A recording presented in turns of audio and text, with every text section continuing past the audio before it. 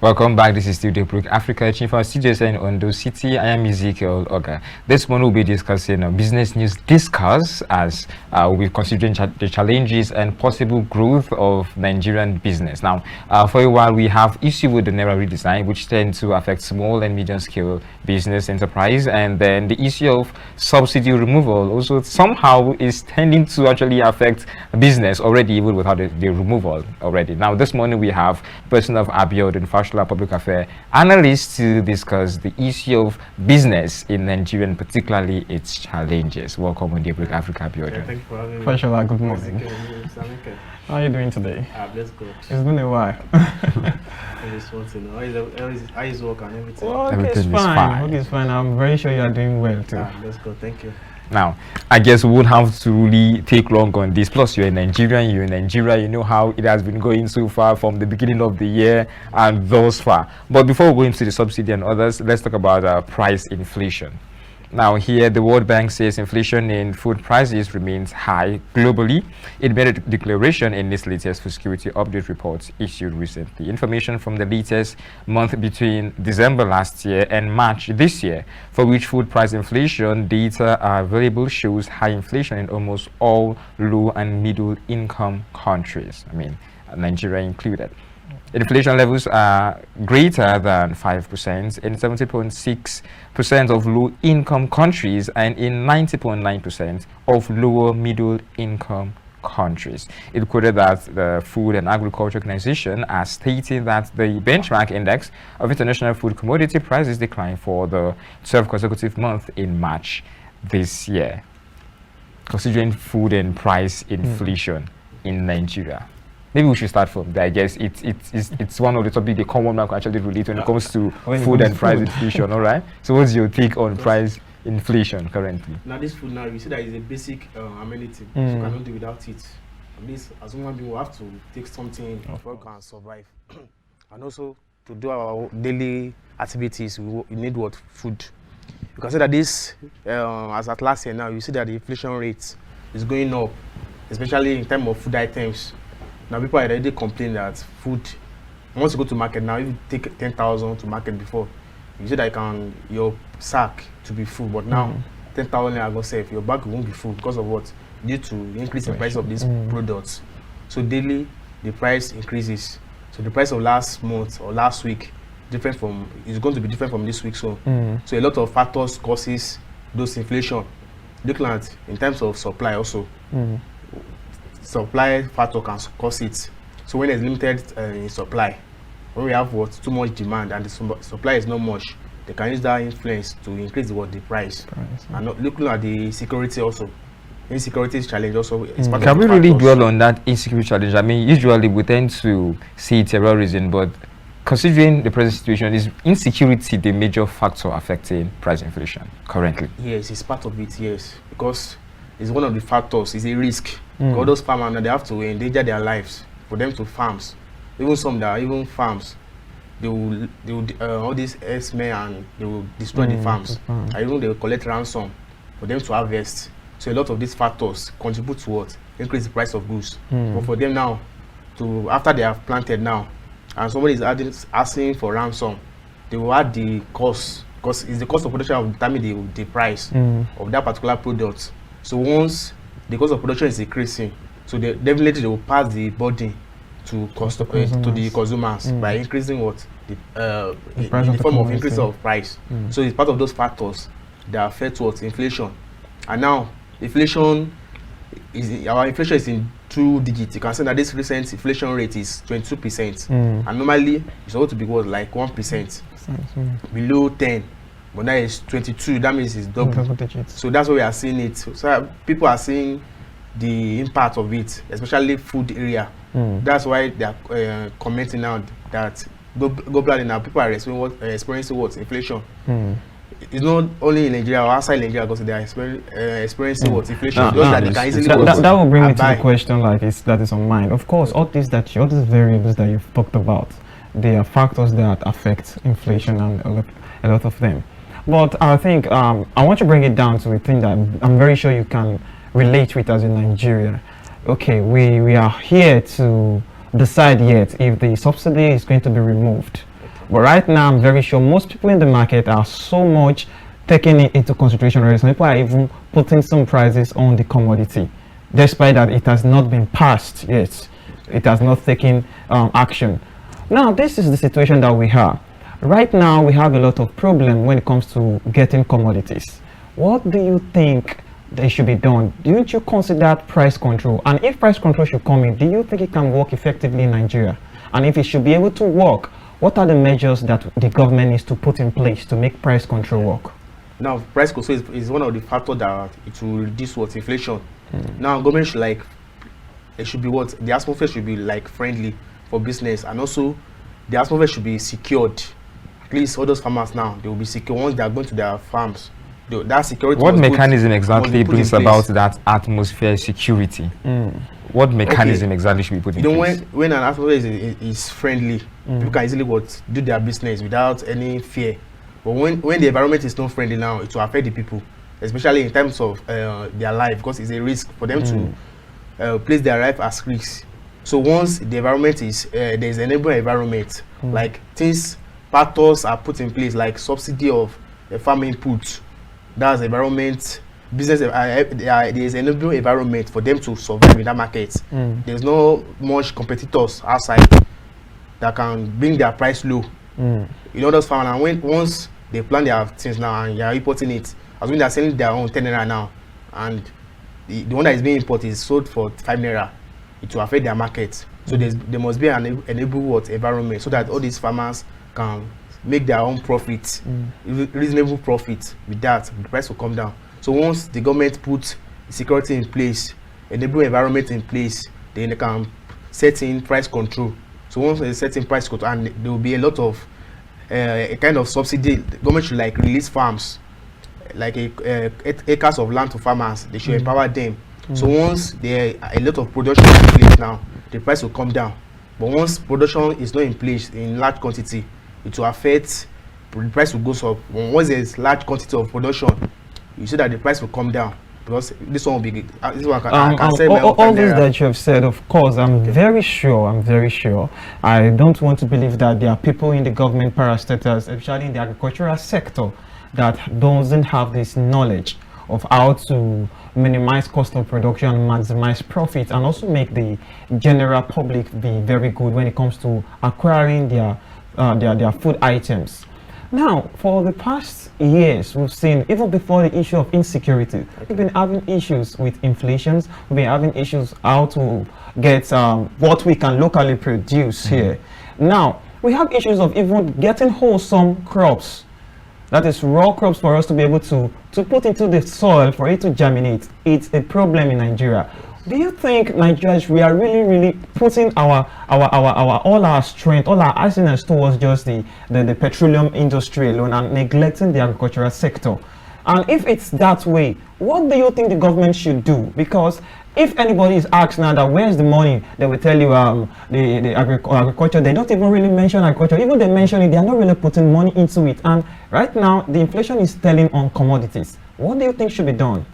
Now, the first thing, the government should diverse from oil to agriculture. They should pay, as like put more attention to agricultural sectors. Don't you think this project government actually did that? It's more like from the onset, it has been diversification for them. We know, we are aware, I mean, as to the level of input and concentration they give the agricultural sector. Yes. So don't you think that is enough? I think they have tried their best, just the security area, because once they try to diversify, but the security is not put in place, so it will affect their aim also.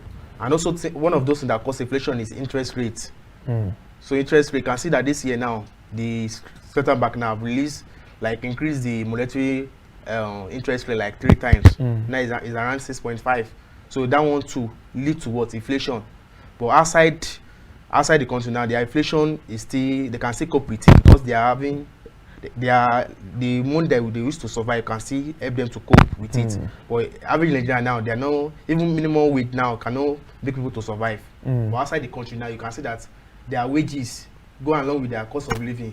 So they will increase their wages or salaries in terms of what? Cost of living. But in Nigeria's situation now, you will see that minimum wage is 30,000 naira. And if we check the bag of rice now, it's more than 30,000 naira. So that means they can't survive.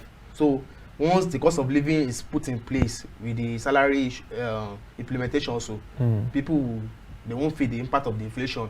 But when things are not balanced, that's when people will be complaining. So Abiodun, it's easy to actually lay blames and our frustrations on the government, but are the government really to be blamed? Because it's more like I could see where they try to put in policies together, try to eject money in society and all that. Now, reason for me saying this is considering the issue we had with the NAIRA redesign and where we had a certain form of scarcity of the NAIRA. We could see situations where our fellow citizens then made the NAIRA business a very good venture all of a sudden where they end up selling currency to each other. Now, we can't really blame the government for that. Okay. Now, it's more like it's easy for Nigerian citizens to easily blame the government for policies, for mechanisms, for this and for that. But is it really the government's issue? Are they really to be blamed, or somehow we play, as citizens, as individuals, we play quite, should I say, 80% role in a very major role, bedeviling situation? And that's why we have a lot of factors, political factors, economic factor. Consider that political factor is a major factor that can serve as a threat to individuals.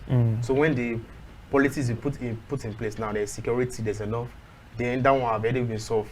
That political factor have already been solved. Then we now go to economical factors like this inflation now, interest rates, exchange rates. Individual does not have power on it, so it's still external factor. So those things can hinder an individual, private individual, of achieving his own aims. So these are those factors, because external factor play a major role in more than internal factor. Internal factor now you can still control it. Individual can still control it. Okay, I'm the one that is doing this thing. I want to make this thing to work, but the external factor is affecting the individual now. The exchange rate, look at the exchange rate now, inflation, that's affects a lot of plans of individuals. I think from what Ezekiel has asked is what's what you're talking about. What can be controlled by the citizen? Okay. Like now you're going to the market. If there was, and that's why I think everything will still fall back to the price control thing, because if there was a system that is working, you should know that, okay, a cup of Gary, whether I'm going to purchase from Ezekiel or I'm going to buy from Fashola, you know, it's the same price. It might just be customer's preference.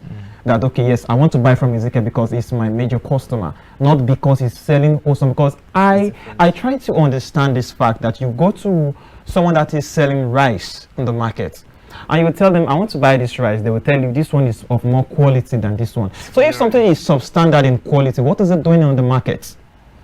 I guess these are the places that we really need to focus, because yes, it is fine that we blame the government, but the people too, what are we really doing? Yes, that's a good question. What are we doing as what are we doing as citizens to help ourselves? The main thing is that we should like patronize our own products. As you have said now, some people take pride or value in imported items. They value it, they show off at least that have arrived by saying that, okay, this thing is an imported thing. So they show that okay, I'm an Arab person, so I'm using imported product. I'm not using locally made products. So with that concept, it used to affect our inflation also. Once we take pride in our commodity, in our products, at least it will make us to have more. The inflation rate will go down. But once we are patronizing them, our own NAIRA, it won't have value again. It's the currency that will be having value, because what you said now is a question that somebody asked, and although it's going to fall on the funny side of it, but I think sometimes it's a thing that we really need to think about. The rice was banned from being imported into Nigeria, that we shouldn't eat the foreign rice, and that's what he was saying. Can you really tell me if they are cooking locally made rice in the Aso Rock? It's funny though, but it's a question to be asked. Because if we are really saying we should patronize the locally made products, of course the poor people will patronize them because they don't even have money to buy the rich ones, the big ones. The rich people that have a lot of money to invest in, what are they doing? These are the questions we really need to ask. Because a poor man, when you go to the market and they're asking you that this is the foreign rice is being sold a cup for 300 naira, and this locally made one is being sold for 150 naira. A poor man will go for that because his main objective is to just get his stomach filled. But of course, the rich man wants to buy the quality. Even if he does not need it, he wants to buy because, yes, I have the money. So I think this is a question that really should be pushed to the rich people, the people that have this money, not just the general public that they can hardly make ends meet for their daily consumption. So we should think about this and ask them this question. I don't know if Fashola will be able to ask, because I think he's a rich man too. No, the main thing is that we should make our own product to be standard. All those products that are patronizing, they are, at least they are working towards quality. So also can make our own to be something of quality also. All this, there are some local rice that are very clean, no, because there are, some people are using the mechanized machine that will process it, that use any stone or any particles. So once that one is put in place now, because the machines are very expensive, at least they should like government should like empower those farmers with it, so that with that, all this our local made rice now is even our local made rice got is sweeter than imported rice. I want to give you a thumbs up there. Pure Nigerian. There's no only local rice. We are saying there are some. I forgot the one that they used to call it. This local rice that people used to patronize. People used to buy most. Well, I guess as individuals we get. And for your question, I believe you intend running for presidency someday. So when you get there, I guess you give us answer to that question. No problem. I'm going to make you my minister for commerce and industry. I'll be honored. I'll be honored. I guess next on our plate is the issue of power. I mean, when we talk about food, the next you should talk about is power.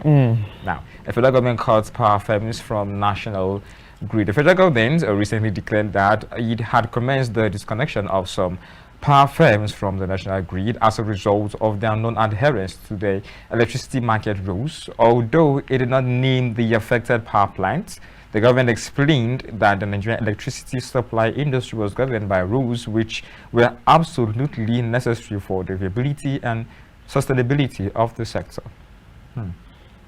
These rules, according to the federal government, were sacrosanct and must be complied with by all existing or new players in this sector. Power sector players include electricity generation, transmission and distribution companies. For all players to interact effectively and create the requisite harmony for growth, efficiency and profitability of the sector, the rules must be obeyed and upheld according to the government. I tend to wonder what rules here is being broken. And I believe when it comes to the power sector in Nigeria, every citizen has a say. It could be negative or positive. So, ABIODUN, FASHOLA, what's your say when it comes to power supply in Nigeria? You can say that since government is not the one that is like before, they are the one that is they have full control over it. But now they still have control, just that the control is minimal. For them now, they are telling all those private, don't have already privatized it. So all those private, those that have taken over now, like this school now, they are telling them that there are some rules and regulations that they have to comply with. So once they fail to comply with those laws, they will be cut off. So that's one of the reasons they are trying to say here. You can see that our government can still like have control on them, because at least they are the one that they have more impact as government control. They have more than those. At least they have already privatized it. They still have control over them, so they should like utilize it so that this light will circulate. Despite their aim have never been achieved, despite they have privatized the sectors, we are still having instability of light. So light is not considered the way it's supposed to be. So that's one of the aims that they privatize it. That once they privatize this sector, there will be light. All these private sectors that will take over. The issue of light will be resolved, or it will be solved. Despite we are still experiencing what blackouts. Fashola, sorry to cut you in there. Now, I believe before I will say I want to give Ezekiel out of my food, like I want to give him a very large sum out of my food, I should be able to have eaten to some extent. If not really filled up, but at least I should be very comfortable, like I'm okay if I can consider someone else. Because if I say I want to give to someone at the detriment of my own self, it's going to be a big blow. Even the Bible says love your neighbor as yourself, not more than yourself. Now, this is the situation of Nigeria. I'm very sure we are giving light to some other neighboring countries. And I'm very sure it's not for free. So if we are doing this, there's a fee that is being paid for it. We are not channeling this money, as I will believe, if they are being channeled into more development and strengthen our power sector, we shouldn't be where we are. On a daily basis, or let's say a regular basis, we hear the collapse of the power grid. You said you are monetizing these things to the private sector. You need to have at the back of your mind that every business owner wants to maximize profit and minimize cost of production. These people will come, and most, because I'm speaking now because I'm also a consumer and I understand most people will tell you what they are bringing on the bill is more than what they consume. There was an instance of a core member that had just a jam box, what's they called, MP3 in his room, not even a fan, and that's what he charges with his phone. But because he lives in a very fine, the place looks very beautiful, they issue him 4,000, 5,000 in a month. So he got to an extent, he had to call the NEPA officials and say, look at my house, look at everything I have. I don't do any other thing, I don't have any other appliances, but this is what is being consumed daily, but this is what you are bringing. And it's not that the light is even regular. And they were like, oh, sorry, okay, we do. Then from that statement, it was clear that they don't even have something to notice, to know what is really being consumed. They just allocate funds to each houses as they feel so, and how they feel like, okay, this house is beautiful. Now, this thing comes down to everything we've been talking about earlier.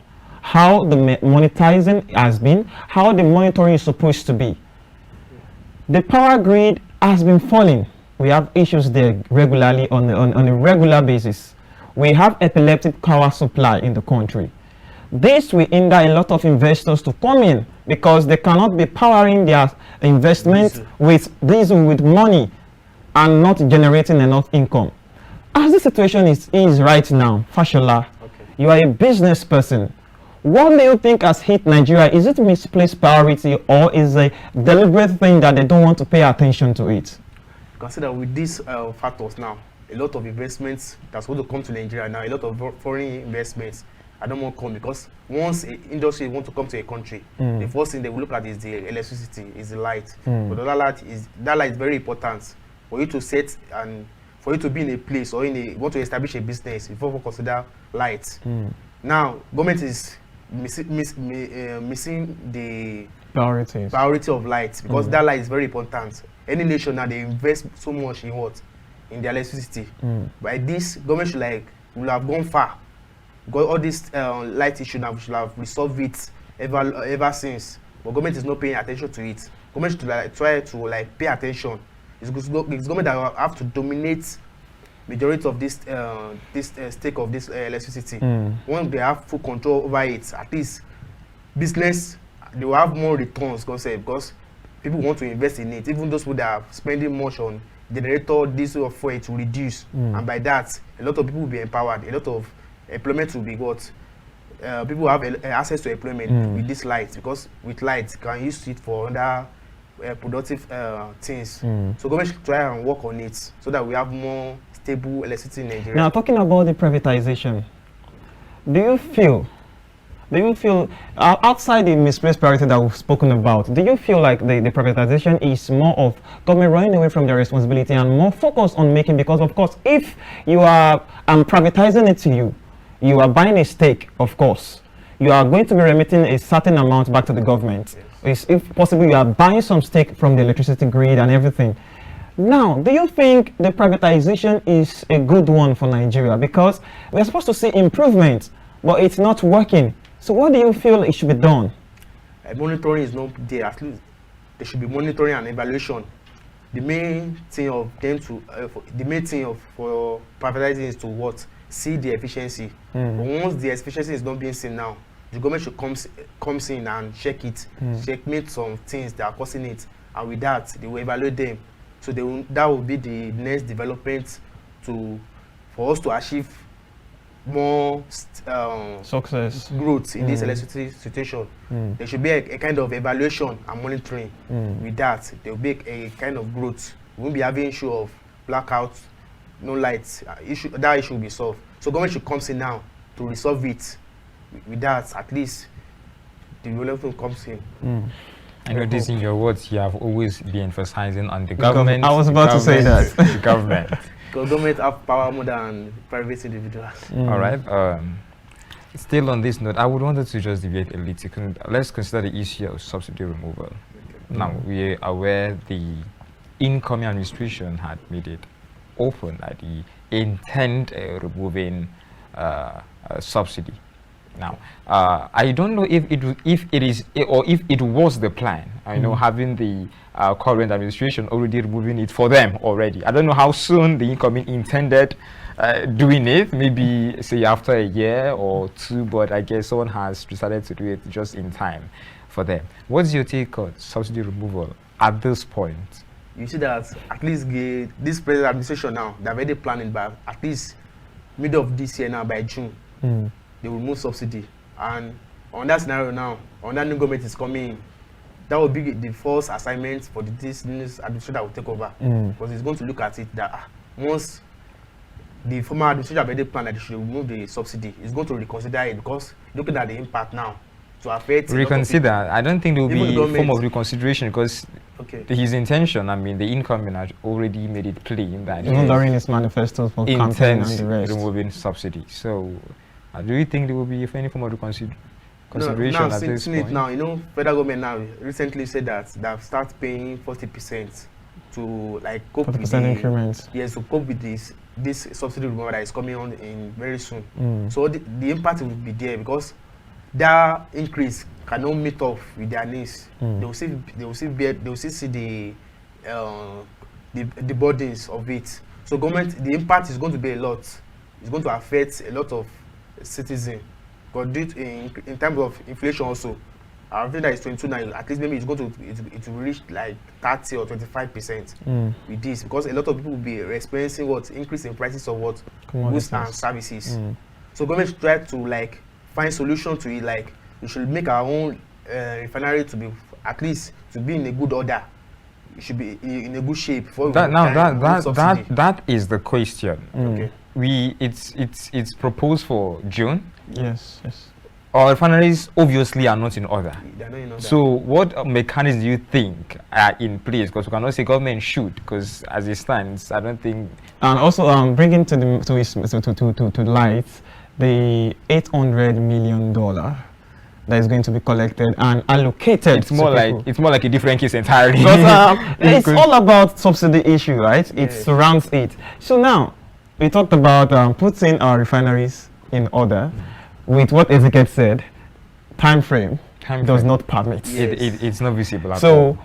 if we are going to be sensible here and try to understand what is really going on, the 40% salary increment, is it going to be able to put a cool spot on the general masses and still make them feel like, okay, it's fine? Because if you check what is going to be put as an increment, okay, we buy a fuel, a liter of fuel for around 200 so over, and now it's going to like maybe possibly 600 naira. That is almost times 3 of what you are buying it right now, and you're just bringing in 40% salary increment. And I'm not really sure if it's going to take effect all over both the private sectors. How do you think the Nigerian citizens are going to cope with this? That's what I'm saying, that at least they're only targeting the federal worker. What of those people that are not working? Like those people that are not, as in working in formal sector now, they're not considered them. But that's why I say that the impact is going to affect so many citizens. That's why you see like, a lot of protests will like come up without effect because government people cannot bear it because with increase they are not having a good source of income. Now they are increasing the price, and this price of fuel is going to affect everybody because indirectly or directly, people are making use of what fuel. Those goods that we are buying now, at least it passed through a means of transportation. So they will put the price of the transportation, they will have added it to the cost of production. So they will add it to the price of thing that you are buying. So indirectly or directly, people are what paying for this fuel. So this fuel is very essential. It will affect all prices. So once the government removes the subsidy now, you see that all the prices of goods and services will go up, and people won't have the means of like their purchasing power will go down. They won't have the means of purchasing all those things again, and with that they will be like government. It will be like we are staffing them, and with that death rates and all those kind of things beginning to happen. So Fashola, is it safe to say most of our policy in this country favors just the rich? Because if I will bring it back, of course, we understand the human factor of when the NAIRA redesign was going on. We understand that the crashes that were being heard was by the people. But right now, when it has been that way, we still see rich people, rich individuals spraying the cash. never complaining on this. But the people that really get hurt of all these policies are the poor people, the general masses. And I'm very sure about 60% of the citizens, of the population are poor. Now, if these kind of policies are not helping, now I want to ask you this question. Is it that our policy favors just the rich, or the short-term run of our policies are just what we are focusing on and we cannot endure the long run? You can see that this policy that government is making now, majority does not favor the citizen in terms of looking at it in short terms. It's not favoring them. Looking at this NAIRA design now, you see that the impacts were much felt by the citizen. The only thing that the positive impact was that there was not load buying was at least it went to minimal stage. Now people feel the impact. Even some people they have to like spend ×2 for them to get maybe 1,000 naira. They will spend maybe like 300 naira for them to withdraw 1,000 naira. So the impact went to, at least the impact was not felt by most of the citizens. So now you can see that all this policy now is not in the best interest of the citizen. And when government is forming a policy, they should look at the interest of the people. So the interest of the people is number one factor. When it's beneficial to the citizen, then the government can take it up. But once the policy is not favorable to the people now, the government can easily withdraw or to make plans or provision for it, so that people will like cope or survive without kind of policy. Looking at it in terms of long-term goal. So that's one of those things that government should like put in place. Do you think the subsidy removal favors the people or not? This subsidy removal does not favor the people. Why do you say so? Now it will affect their business. Because the rate they are paying for now to increase, and the commodity also it will increase, and also there are not implementation, there are no programs, there are no packages that will reduce the burden of the people. There are words about the 40% salary increment. Do you think that is insufficient? Even that 40%, you know, they are targeting government workers now, so it will still affect them. What of those people that are not government workers that are now entitled to that? What about the bricklayers on the streets? So it will still affect most of the people also. So government should like try to like put some implementation in place in case if they are doing a lot of like this policy now. At least it's a long-time policy. Now government should like try. They will have set measures. Okay, by this this policy is going to take us 1 year. By at the end of 1 year now, our finance will be fixed. The people like accept it. But when there is no measure put in place, so people will see the. So would you suggest a gradual implementation of this policy, or just a gradual one-time implementation? Gradual process is more preferable, because people will like see the impact. At least once the policy have been set, they look at the measure, they look at the plan, they begin implementation of it. The people will see that okay, they are really working. But once they are yet to see the policy now, the policy would like, people will see the policy as ashing policy on the people, so it won't be favorable. Wow. All right, then next on my playlist, informal stakeholders express concerns over weakening sector. Experts are agitated about the unpromising prospects the informal sector as the government fails to give it the needed attention.